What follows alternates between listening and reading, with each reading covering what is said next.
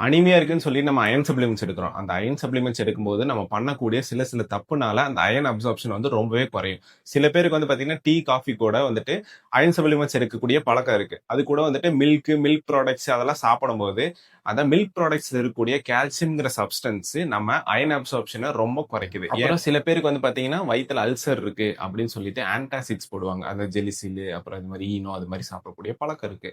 அந்த ஆன்டாசிட்ஸ் என்ன பண்ணுது பார்த்தீங்கன்னா, வயித்துல இருக்கக்கூடிய அசிடிக் என்விரான்மெண்ட்ட ரொம்பவே குறைக்குது. அயர்ன் அப்சார்ப்ஷனுக்கு முக்கியமான தேவைப்படுறதே வந்து பார்த்தீங்கன்னா வந்துட்டு அசிடிக் என்விரான்மெண்ட் தான். அதுக்கப்புறம் சில பேருக்கு வந்து பார்த்தீங்கன்னா, ஹை ஃபைபர் டயட் எடுக்கக்கூடிய பழக்கம் இருக்கு. அந்த ஹை ஃபைபர் டயட் எடுக்க மூலியமா நம்மளோட அயர்ன் அப்சார்ப்ஷன் வந்து பார்த்தீங்கன்னா, ரொம்பவே கம்மியா இருக்கும். அப்போ நம்ம ஹை ஃபைபர் டயட் எடுக்கும்போது நம்ம எப்படி அயர்ன் அப்சார்ப்ஷன வந்துட்டு மீட் பண்ணணும்னு பார்த்தீங்கன்னா, ஹை ஃபைபர் டயட் எடுத்துட்டீங்க. அதுக்கப்புறம் ஒரு 3 டூ ஒரு 4 ஹவர்ஸ் ஒரு கேப் விட்டுட்டு, அதுக்கப்புறம் நீங்க வந்துட்டு அயர்ன் சப்ளிமெண்ட்ஸ் எடுக்கிறது மூலியமா உங்களோட அயர்ன் அப்சார்ப்ஷன் லெவல வந்துட்டு நீங்க நார்மல் லெவலுக்கு மீட் பண்ண முடியும். இப்ப வந்துட்டு நம்ம அயர்ன் அப்சார்ப்ஷன வந்துட்டு இன்னுமே இன்கிரீஸ் பண்றதுக்கு என்னென்ன ஃப்ரூட்ஸ் யூஸ் பண்ணலாம்னு பார்த்தீங்கன்னா, மேக்ஸிமம் வந்துட்டு பார்த்தீங்கன்னா, விட்டமின் சி ரிச் ஃப்ரூட்ஸ்.